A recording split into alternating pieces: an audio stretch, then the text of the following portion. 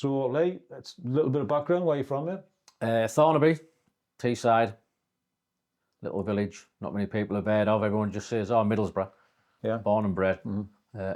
Family? Wife, 2 kids, 24, and my youngest's 22 on Tuesday. So, what was your occupation? Let's start with that because it's interesting, isn't it? Teesside's finest bin man. I love it. When he told us that, I was like, great, I love it. Should get that on a t-shirt. Finest bin man, run commercial, residential, Middlesbrough Council, and ended up at Biffa. So everything kind of, to that point, you just living a regular life, things are all right, happy days, and then you kind of, a bit of bad news. How did that come about? I was always banging to me cycling, and I'd think nothing of going out and doing 100, 200 mile rides. My job was a very physical job. And then 2019, I was still trying to cycle as much as I could, and I started struggling with my feet, of all things. Really, really cold, painful feet. I'd gone for a ride one day, December-ish 2019, and within a mile of setting off, my feet were in agony. But I met the lads who I was riding with, and it was the usual, "Oh, man up, you big fanny. It's only your feet, you're all right." So kept going, got about 15 mile in, and I'm thinking, "Oh, this is really, really painful now. Something's not right." Same again, just man up. Get to the cafe, you'll be all right. I got as far as Richmond, like 35 mile away, and I'm thinking, I'm done. I couldn't feel my feet. Somehow I managed to get home, pedalling, took me footwear off, and my toes were black and blue. Really painful. Was this a gradual thing leading up to that, Lee? Because it's like, was there any signs, or you kind of just getting pins and needles beforehand? Because it's one of those things that something happens, but you go, it's all right. Yeah, I was getting, it was happening more often, and I was trying different footwear, different socks. I was putting foil on my toes to try and keep the warmth in, just trying any way to keep my feet warm while cycling, but nothing was working. So you didn't have, there was no kind of, you didn't think about it then? It wasn't a thing which you thought, I'm just having problems with my toes or something? Yeah. Just, it's one of them things. It's winter. I'm getting a bit older.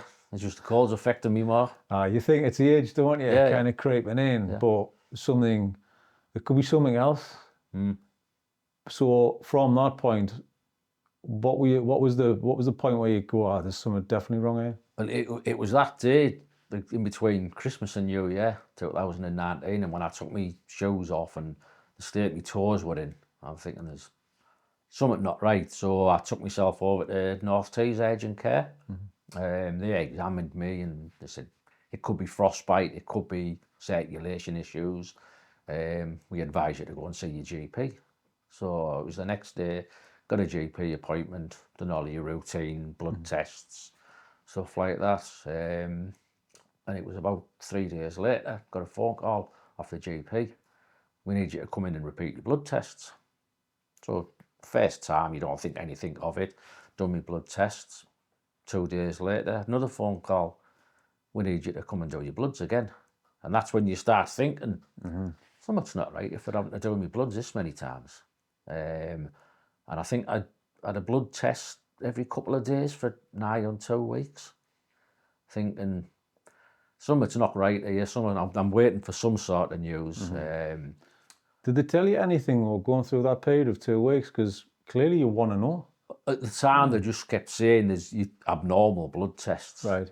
We need you to repeat it. Okay. Abnormal blood tests. What was the abnormality in that? Do you know? Too many platelets in my blood. Right. Apparently, the normal person's supposed to have 150 to 400 platelets in the blood. Mine was over 1,000. Wow. So it got to the stage, I was at work and my phone rang, doctor's receptionist. "Doctor needs to see you today." Urgent. I'm at work.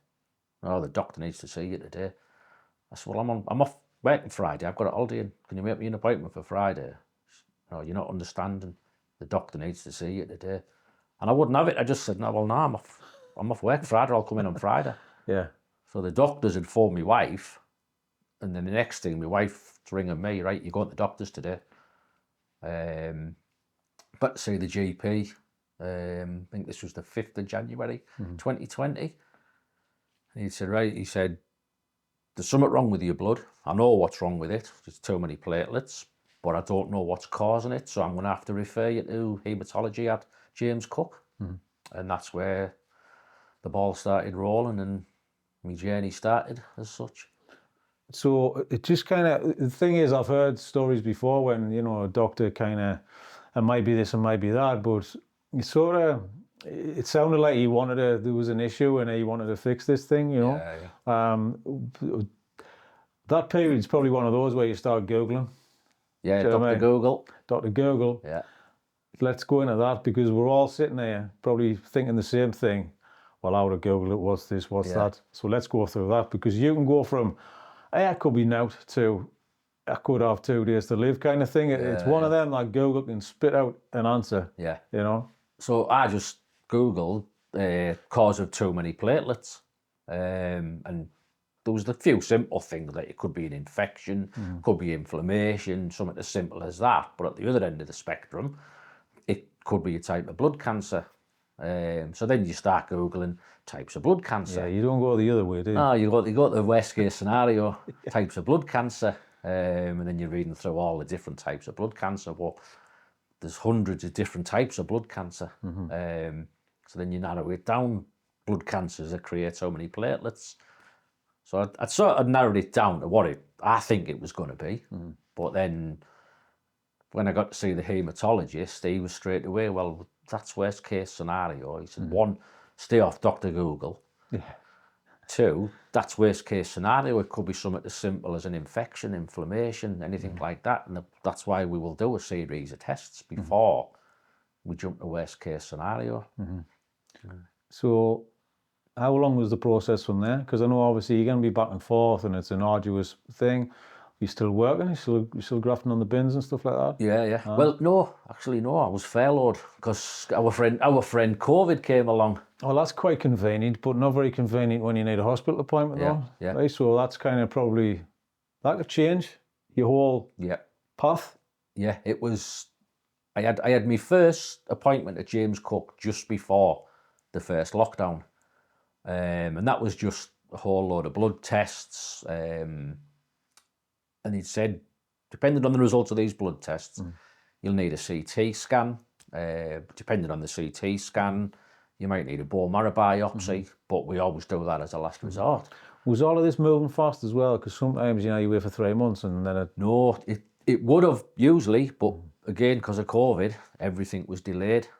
I got the results of my blood tests quite quick. And then I got my appointment for my CT scan quite quick. But then COVID was in full effect. So there was quite a delay because they'd said, we don't want to bring you in for a bone marrow biopsy while it's really prevalent. So they were trying to delay it. And then same again. At the time I was scared of needles. Straight on YouTube, bone marrow biopsy. Yeah. So I'm trying to watch our bone marrow biopsy is done, and I was like, I need to turn that off.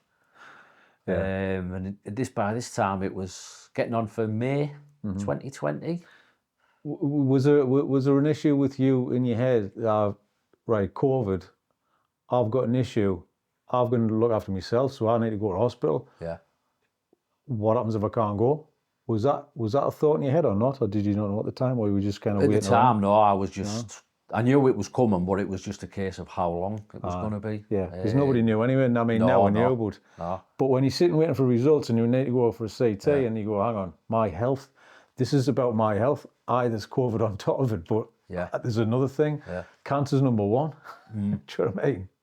Yeah, they were letting, obviously, people go in for appointments and what have you, but there's a girl I know, she's a paramedic. See, every appointment I had to go on my own. Couldn't take friends and family with you for a bit of support and what have you. And I was coming out to haematology one day, and this girl I know was walking down the corridor, and she'd see me. She was like, "What you doing here?" She said, "For you to get an appointment, something's not right." And then she'd seen I was coming out to haematology, and she said, "Are you all right?" I said, "Well, just having a lot of tests at the moment." She said, "It's unusual. You've got an appointment." So I think she knew then, for you to be in the hospital, bearing in mind, it's like a ghost town in the hospital them days. And I had to do everything on my own. There was no support. I couldn't take my wife for moral support or anything. So obviously other people are saying, this must be serious if you're in here. Like, was there something going through your head, or were you just going, matter of fact, it's fine, it'll be all right, because you felt all right at the time? Or? Yeah, I felt fine at the time. I was saying, doing the usual thing. I'll be all right. It's going to be an infection, going to be something simple. But then obviously the infection markers came back all right. The CT scan was all right, but my platelets were still well over 1,000. And that's when you do start thinking, and me straight away thinking, oh my God, they're going to have to get me in for a bone marrow biopsy here. So that was the worst thing, is the bone marrow thing. It was the worst thing, but luckily up. I got a phone call. It was a bank holiday Monday, about 6 o'clock at night. Phone rang. It was a doctor from James Cook and said, I'm the doctor, I can't even remember his name. I'm going to be doing your bone marrow biopsy, right? Can you come in tomorrow? And I think the fact that happened so quick, I couldn't start Googling it again and watching videos and stuff. But same again, he said, unfortunately, you're going to have to come in on your own. So I got dropped off at James Cook, sat in the corridor, and it was like a ghost town. It was like 28 days later or something. You're just in this hospital. It's usually rammed full of people, and it was just, you sat there on your own. Bizarre, isn't it? And I'll never forget this. It was as if a guardian angel or something. If someone came out of the haematology day unit, obviously it was a lady, she'd lost her hair, so she was going through treatment for cancer and what have you, and she'd see me sat there, and she must have thought, he's absolutely bricking himself there. And she'd said, you're all right? I said, I'm just absolutely panicking. She said, you're in for treatment? I said, no, I'm in for a bone marrow biopsy. She was like, is it your first one? I said, yeah. She said, I've had 4. I said, they're not as bad as you think they're going to be. They're not nice, but they're not as bad. And it was just like, she just appeared out of like nowhere. Is this me guardian angel come to, in this surreal environment of an empty hospital, she's appeared and she's trying to put my mind at rest.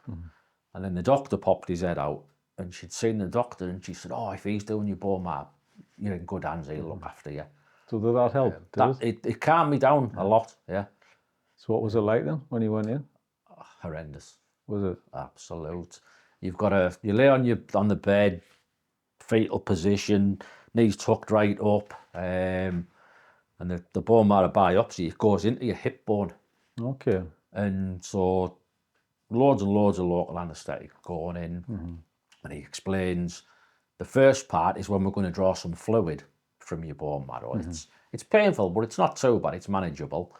But he said, the thing I've got to tell you is, once I start, don't move.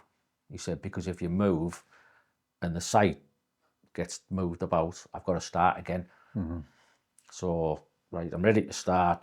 Done the first bit. That took about 10 minutes to withdraw the fluid from the bone marrow, and it was painful, but it was manageable. So that was over and done with. He said, right, I'll give you a little rest, and then I'm going to pump a load more local anaesthetic into you. And he said, I won't lie, he said, this next bit will be really uncomfortable. So anaesthetic goes in, right, I'm going to start now. And he was brilliant explaining what he was going to do, but it felt like he was kneeling on me back, like screwing something into me. Really? And they're screwing something into your bone so they can withdraw some of the spongy actual bone marrow. And I'm laid there, and I could feel myself. The sweat was pouring out of me. I was thinking, I'm going to pass out here. And I said to the doctor, I said, is there any chance you can like open the window or get me a fan or something, because I'm going to pass out? And he said, right, if you can bear with me for another couple of minutes. He said, I'm nearly finished. He said, if I start messing about now and you move even a little bit, I've got to start it all again. So he said, right, take yourself to a happy place, just a couple of minutes while I finish off. So something popped into my head, a song that always makes me happy. They might be jargon, Birdhouse in Your Soul. So I'm laying on the bed singing Birdhouse in Your Soul, and the doctor's like, you're all right? I said, you told me to go to a happy place. And then probably 20 minutes and a half hour for the bone marrow biopsy, and then he shows you all the slides of your bone marrow samples and whatever he's extracted, and it's a case of stick a big bandage on, get yourself home, we'll wait for the results. So how long was that then for the results then? Like, were you nervous about the results? Yeah. As soon as that you got to that point, they'd always said bone marrow's the last resort. And as soon as you've had the bone marrow, you'd think, well, it's got to be something bad coming. Same again, Dr. Google. And I think it took about 3 weeks for the results. Phone call off my haematologist, can you come in tomorrow, discuss your results. Same again, COVID, you'd have to come in on your own. So in James Cook Haematology, their unit, sat down with the haematologist and he's going through the results, and then he starts coming out with all these big words, essential thrombocythemia, myeloproliferative disorder and triple negative, and you're thinking, none of this means anything to me, mate. What's all these words mean? And then the last little bit was blood cancer. And it was like, all right, well, you could have said blood cancer in the first place, sort of thing. And then he's described it, he said it's an incurable but rare form of blood cancer. It means your platelets are your bone marrow's uncontrollably producing platelets. So what's your thought process then? Like, because all I'm hearing is incurable blood cancer. Yeah. Do you know what I mean? He followed that up with a little caveat, as they say. They said it's very manageable at the moment. It's slow growing. Given your health, given your fitness with your cycling and everything like that, you all you're going to do is take an aspirin every day to help like lower your platelets. Don't worry about it, sort of thing. Just get on with your life as normal. And then there's a little caveat of, some people who are unlucky can get some symptoms, which can be tinnitus, blood clots, fatigue, brain fog, anything like that. But don't worry about it, because you're young, you're fit, you're healthy, you should be all right. We're putting you in the low risk group. We've got all the symptoms going under the sun. I was one of the unlucky ones. Really? Yeah. Was it from then on? From then on, yeah. You just kind of open the can. Yeah, it was June the 20th, 2020, I got my diagnosis. July the 16th, my birthday, 2020, my ears started ringing. No way. Tinnitus getting louder and louder. It's never stopped. Permanent tinnitus. Really? So that was July 2020. Towards the back end of 2020, I started getting really bad headaches, really bad fatigue. Bearing in mind, I used to do cycle rides for charity, 300 miles, and I knew what fatigue was like from that. I could walk to the shops and be absolutely shattered. I'd get home after a walk to the shops and sit down, and I could just nod off, and I could lose 2 and 3 hours to sleep, which was the total opposite of how I was. But it's mad that you will find, and then all of a sudden you're going through these tests, and it's sort of, then straight away after that you're feeling it. But was there any kind of explanation for that or not? They said it can be side effects, but they didn't expect all the side effects to hit me. So they were trying me on different medications, trying to stop the headaches, trying to stop the fatigue as bad as it was, and nothing was working. So it was December 2020. I'd seen my haematologist, and he said, I'm going to bring your case up at the next MDT meeting in James Cook. We might have to start you on a cytoreductive medication. So I think it was January 2021. He got me back in, and he said, we're going to start you on a immunotherapy medication. So you'll have to inject yourself every week with this interferon to try and get your platelets down and ease the symptoms. So there's a nurse in James Cook showing me how to inject myself. I said, you're wasting your time there. I said, I know, why?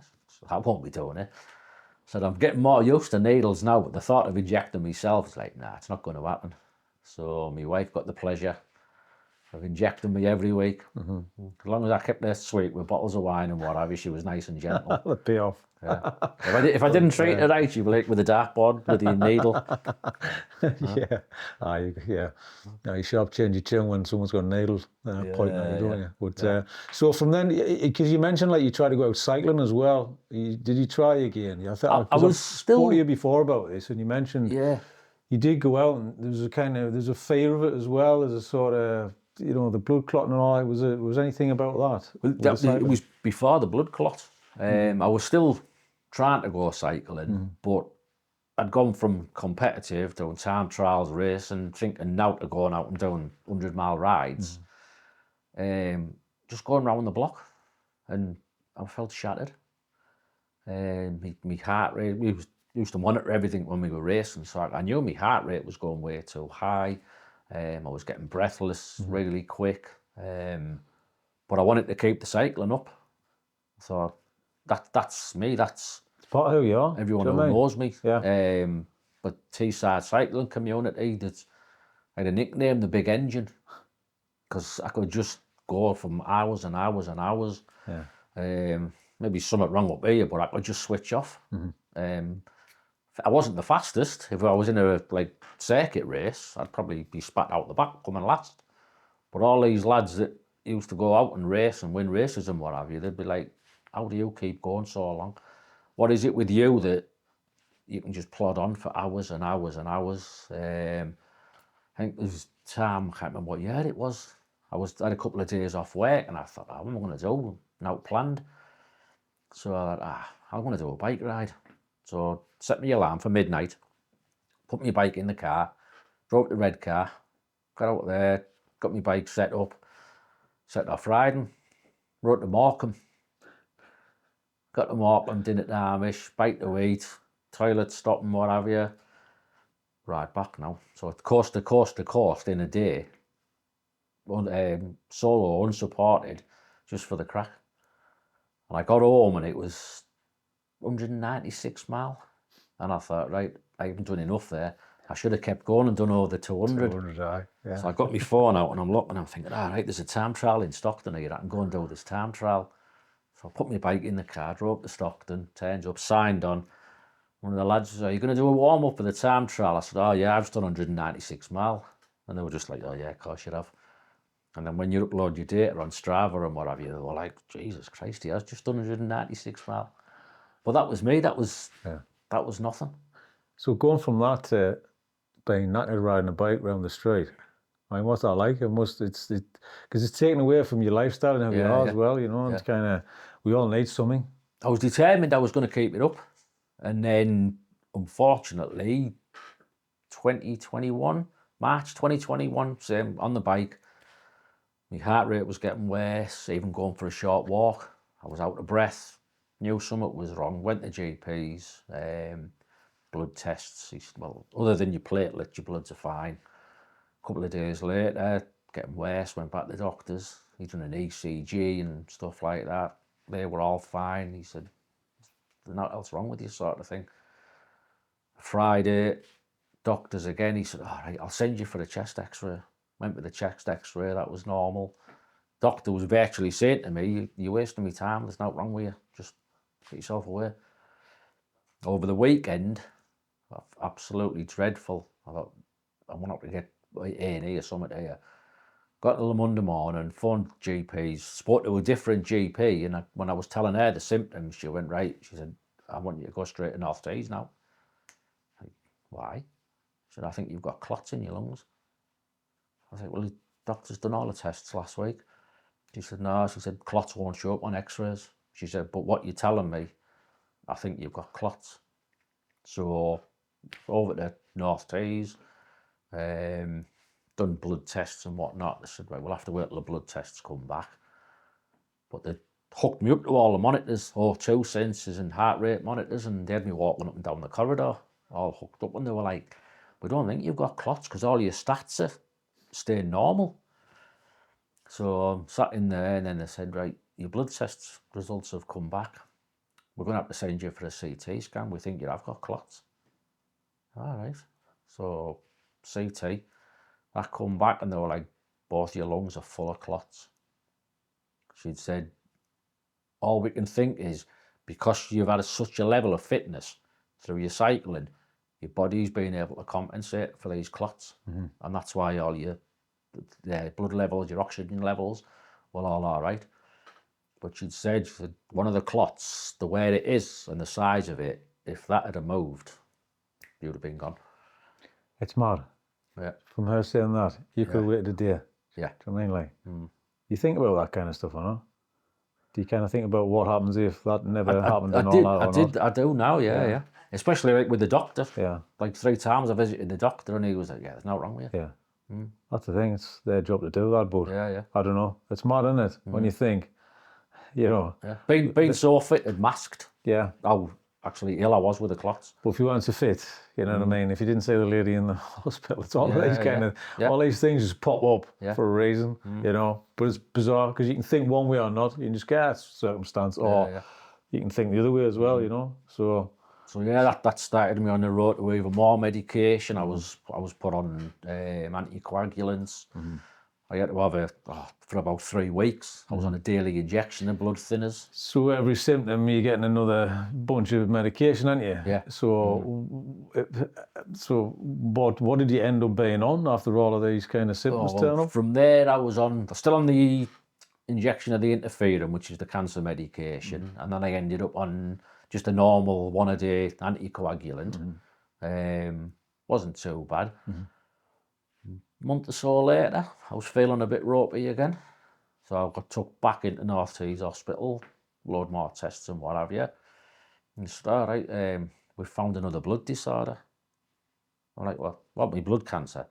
Now we found another one. I was like, all right, so it's not good enough that I've got blood cancer, now I've got a blood disorder as well. She said, it's very, very unusual.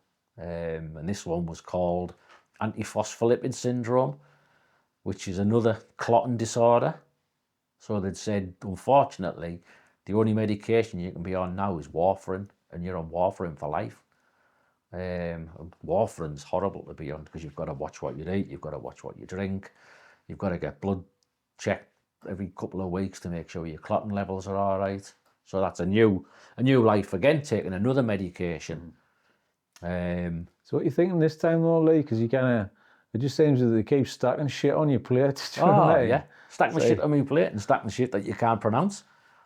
And it gets better because, it must have been 6 weeks later.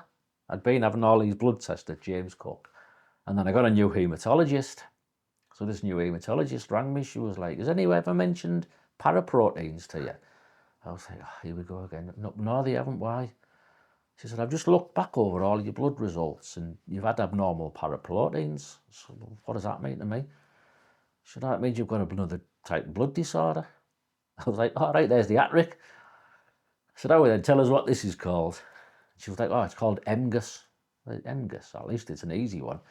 She said, it stands for monoclonal gammopathy of unknown significance. I said, only I can be greedy enough to have 3 blood disorders. And then it was just, right, what does this one mean?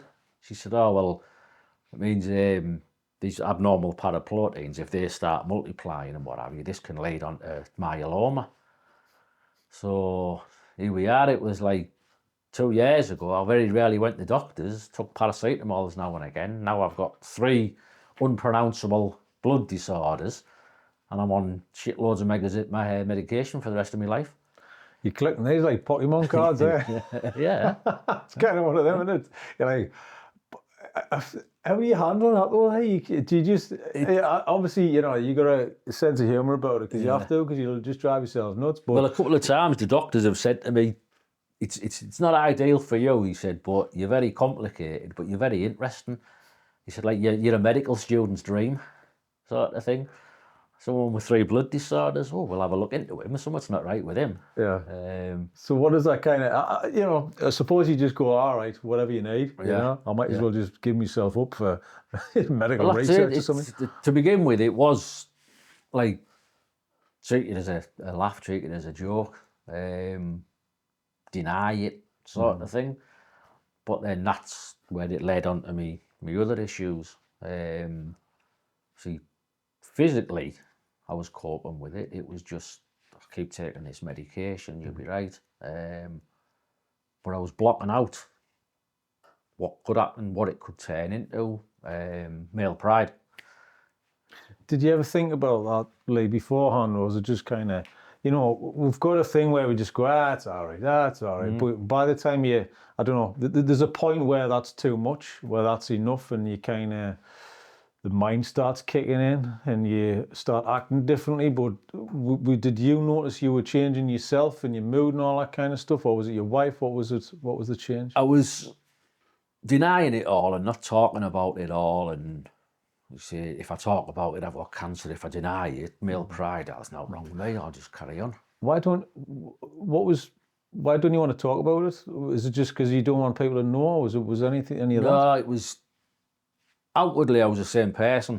I was still happy-go-lucky, sense of humour, making jokes about it all. I'm not proud to admit, privately in the house, I was becoming a twat. Bottling everything up was taking its toll on me. I was becoming angry, moody, down, taking it out on my family. It's got to have some place to go. Yeah. Like, do you know what I mean? It's one of those things. I always say it's like a pressure cooker, you know. Yeah. You need a valve to let some steam out. Well, I wasn't. I was keeping all the steam in. Trying to keep up an appearance outside, but inside at home, I was terrible.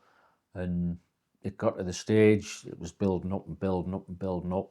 And my releasing the pressure cooker, it took, I can't remember the exact date, 2 o'clock in the morning, I'd left the house. Where I live behind me, there's the River Tees. I was stood next to that river, thinking, sick of all this shit. I'm going in. Really? Yeah, that's as low as I got. It was purely keeping it all in. I could see how low I was getting. I could see how shit I was treating my family. And you blaming yourself for it? Blaming myself for it. So I ended up next to the River Tees, ready to end it all, thinking life's kicking me in the balls. I've lost my job. I've lost my cycling, and I'm being a twat to my family. Doesn't seem the medication's making any difference to me, sort of thing. And then it was only the thought of my family that stopped me going in the river. And the next day, I finally broke down, crying my eyes out, and my wife said, right, pick up the phone to Macmillan. She said, you know from when you lost your dad to cancer, how the Macmillan helped him, helped the family. Why can't you pick up the phone to Macmillan and do the same? You need help, sort of thing. And it was that day that everything changed. But with me, I felt like a fraud because my cancer, it was, as they said, it was quite manageable. I wasn't going into hospital and having horrendous treatments. I was a tablet a day or an injection every week, sort of thing. Now, in 2002, when I lost my dad to cancer, his was an aggressive form, and my memories and my thoughts of cancer was seeing me dad go from me dad to a shell of a man because of all the chemotherapy he was having, the radiation he was having, was just ruining him. So there was nothing left of him till he passed away in 2002. Yeah. So I was like, if I say I've got cancer, I feel like a fraud because I'm not in hospital. I've got it easy. I've got an easy cancer sort of thing, and that's why I bottled it all up, because I didn't want to seem like a fraud. So obviously rang the Macmillan support line. I must have been on the phone for a good an hour, just crying my eyes out over the phone, telling them what was wrong, telling them why I was struggling. And it was that phone call, and I'd love to remember who the person was on the end of the line. They understood it all. They let me rant, they let me rave, they let me get everything off my chest. And the biggest thing they've ever done for me, it said, right, yes, you're not in hospital having horrendous treatments, you're not on chemotherapy, you're not radiotherapy. She said, but your cancer's incurable. She said, look at it like this. You will never be in remission. You will never ring that bell. She said, your future is so unknown. You've got 3 blood disorders. your history of you've had clots already. You lost your dad to a form of blood cancer. He said you now are in the highest risk group for progression to leukemia, Hodgkin's lymphoma, myeloma. She said, so yes, you have got cancer and you have to accept it. You will never be in remission. And it was that phone call there that switched me thinking round, and that I did start seeking help. So with Macmillan, they organised me some CBT. And it was going from being next to the river, finally deciding, right, forget me male pride, I do need help, I do need to talk. And that's where things started turning around for me. And I always say it's kind of, because I see people who've been on that edge and that kind of final sort of no going back moment. Yeah. And when they have been to the lowest point in their life and come through that, it's almost like a light kind of. There's a lightness about the persona. Yeah. Because now everything's just open and honest, and they feel they can see anything and do anything. And there's just sort of there's a calmness to people who have been through all of that. Yeah. You seem the same in yourself, Lee, when I talk to you. You're sort of very open and honest, and you want to share your story. You know you've got something, but it doesn't feel like you're kind of walking around with that cloud above your head. Do you know what I mean? Yeah. Even though it probably seems like you have a cloud above your head because you don't know what's going to happen at any point in time. So really, something like your cancer is probably more serious because you haven't got like the one thing and that's it, and then the chemo. Yeah. You've got a multitude of things which can get you at any point in time. Yeah. But it's how you accept it and how you manage that and your attitude towards that moving forward. And I think you've clearly turned a corner. Yeah.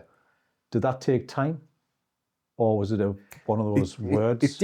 It took time, but it wasn't like months and months and months. But it was sort of like, once I'd had the CBT and I started seeing things better, and that made me believe, yes, you have got a cancer sort of thing. That's when I could start opening up about it and telling people how things are, what medication and stuff like that. But obviously at the time I was still involved with Infant Hercules, and it was through them. I'd always felt I want to give something back. Did you start with Infant Hercules? I mean, you'll have to explain what the lads are as well. You know what I mean? What the organisation is. So, did you start with them prior to the cancer? Was this something you were doing anyway, or was this? I started with them prior to my cancer, but I started with them through cancer. See, Infant Hercules, it's a pub choir from Teesside. It's a load of blokes who we don't say we can sing well, but put us all together and we make a hell of a noise. But it's a space where a load of blokes can turn up and have a pint if they want a pint, have a sing song, but you can talk and there's no judgment. No one cares what you do for a living, your religion, your politics, anything like that. It's just a lot of blokes, so it just works somehow. It's the singing on one hand and it's the mental health aspect on another hand. And I joined purely because one of the lads who I used to cycle with, we knew he was in a choir, but we'd never asked him much about it. We thought, you're in a choir? It's all about sort of thing, but it was his thing. And then he got cancer, Martin Donnelly, and his was an aggressive form of cancer, and we seen him go downhill and sort of thing. And the first time I heard the choir sing was at his funeral. And it was just like, oh my God, this sounds absolutely amazing. Why have we waited until his funeral? Why have we never heard him sing with the choir while he was alive, sort of thing? And then me and another lad who cycled with him, we were invited along. They were doing a charity night to raise funds for Macmillan and what have you. And then said, why don't you just come along and just join in for the one night? And we were like, we can't sing. He said, well, it doesn't matter. Just come along, make a noise, and you'll see what it's all about. That was 2018. Now they can't get rid of us.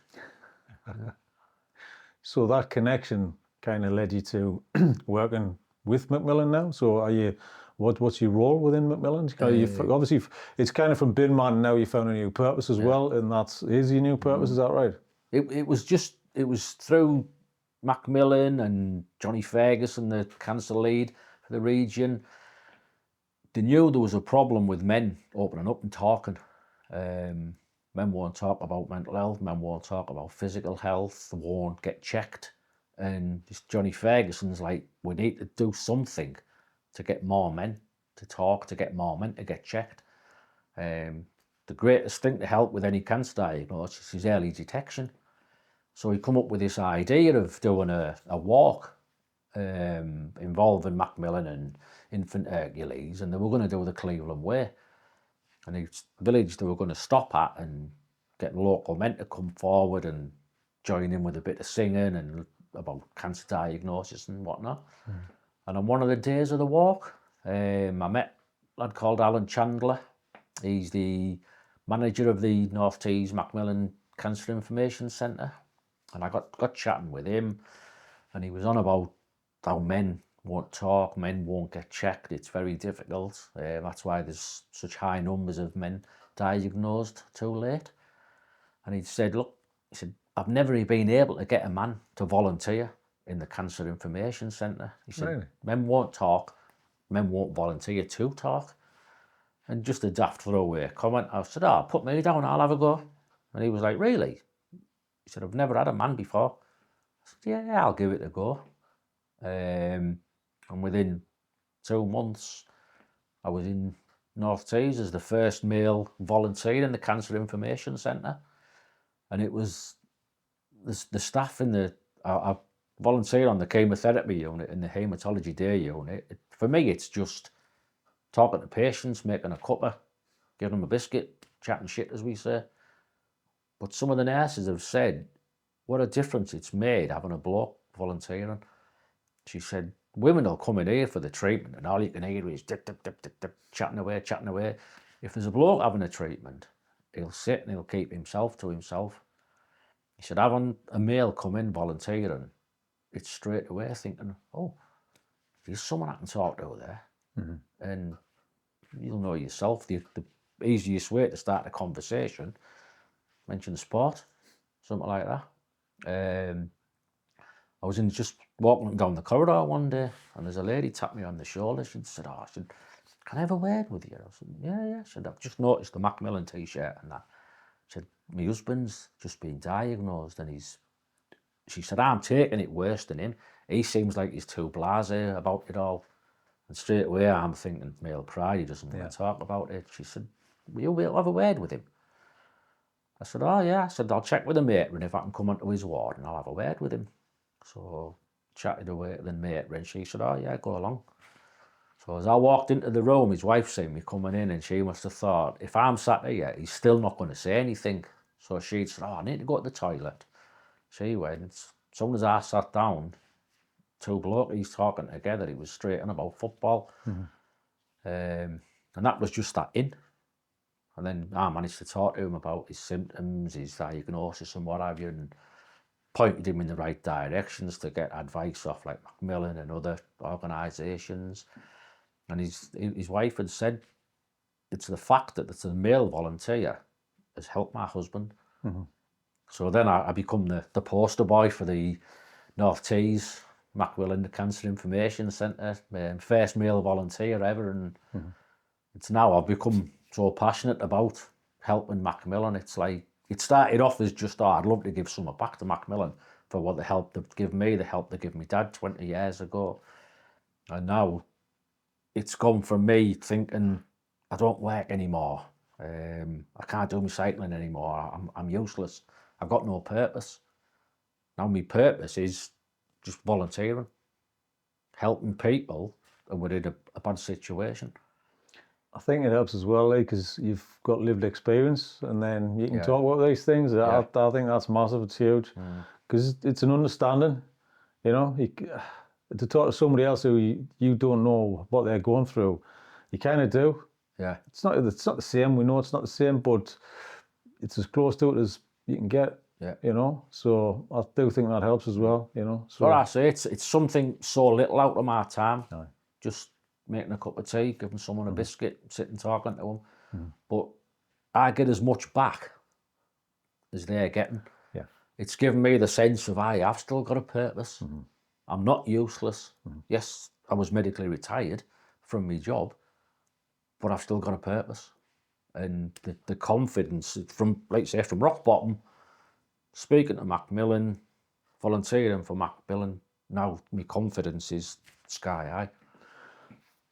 Last thing, please, Lee, is just like a message to somebody out there going through probably maybe it's the same thing. But it could be volunteering, it could be purpose, whatever you want to say. Just last thing. We have a little saying now, it's like, forget your male pride, don't die of embarrassment. If something's not right, get checked. Early diagnosis with any cancer diagnosis is the key to a good outcome. I'm the prime example, don't bottle things up. It's just, we're northern, we're hard, we don't talk. Forget all that. You need to talk to someone.